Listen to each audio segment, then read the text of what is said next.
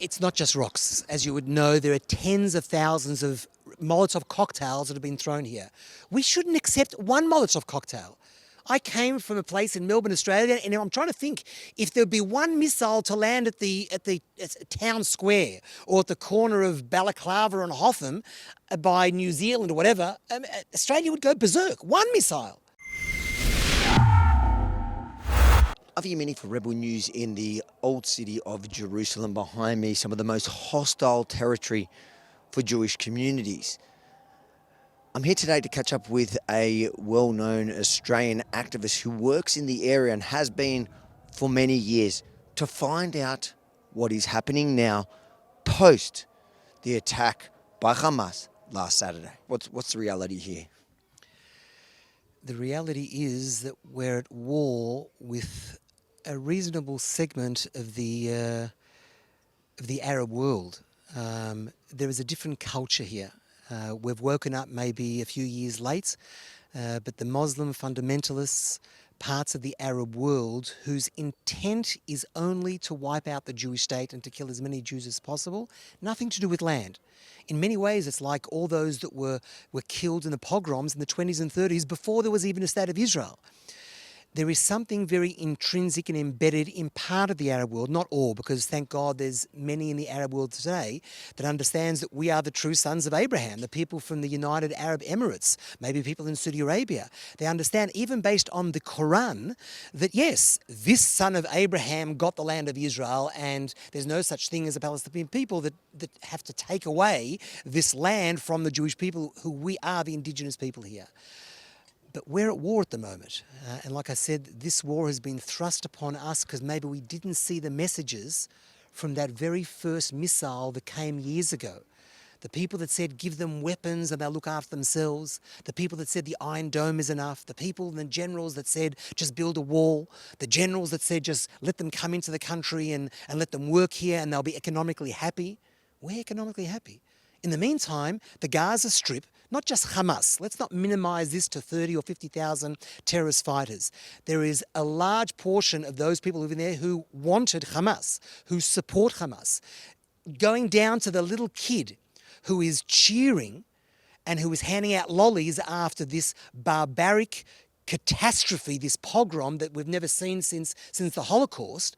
These people are just as guilty. Let's not minimize this.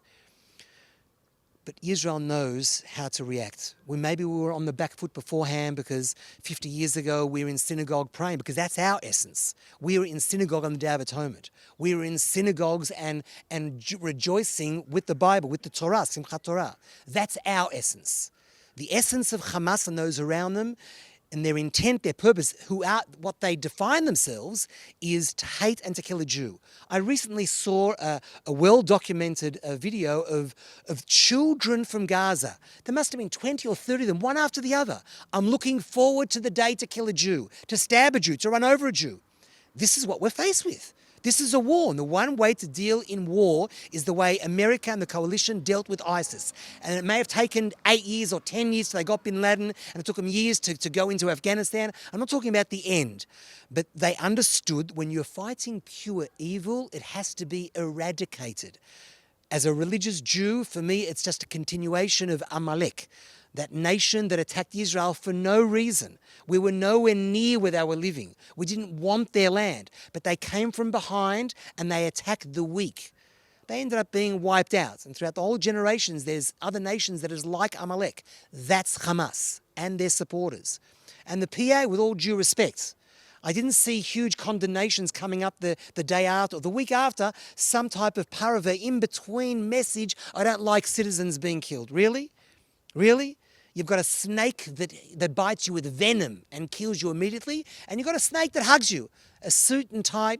At least with Hamas, we know what we're dealing with. There's a lot of hatred out there. Before with you, we've actually personally experienced the hate here with rocks thrown in one of the neighbourhoods behind us. Tell us about what's happened since before and after the attack.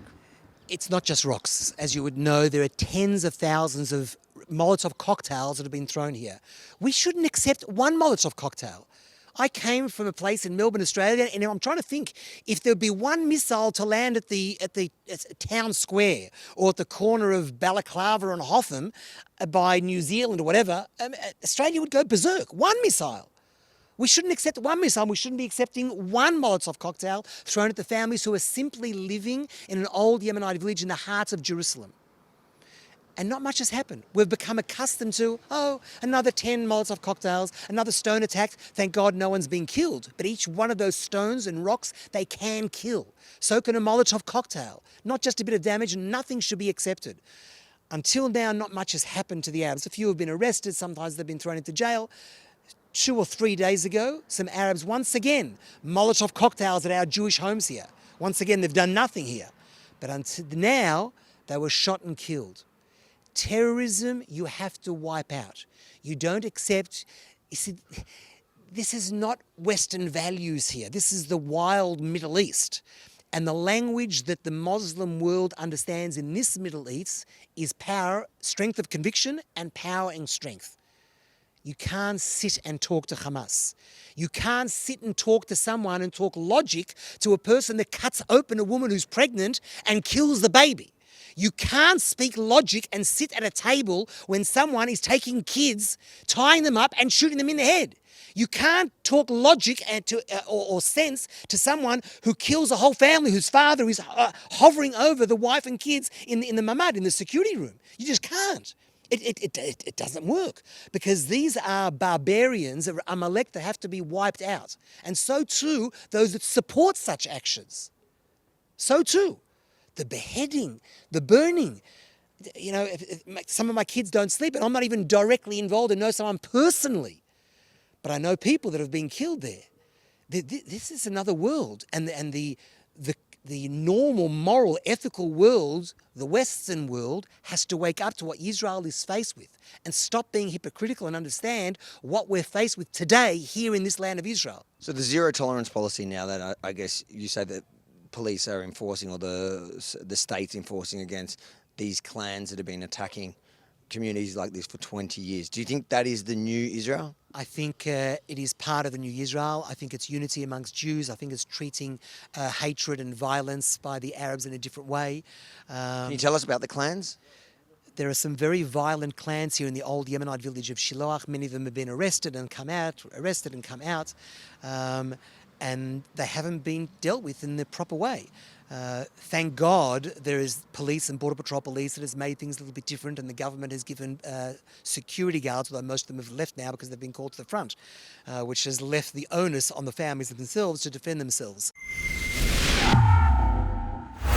If you think it's important for the world to see what's happening across the country, from the south, where the Hamas attack took place, to the north, where Hezbollah is attacking, or here in the capital of Jerusalem, make sure to like, comment, but most importantly, share it far and wide. And then head over to thetruthaboutthewar.com. Check out all our other reports, some already being censored on mainstream platforms, but share them far and wide. And then if you believe in our mission, please consider chipping in to help cover the costs.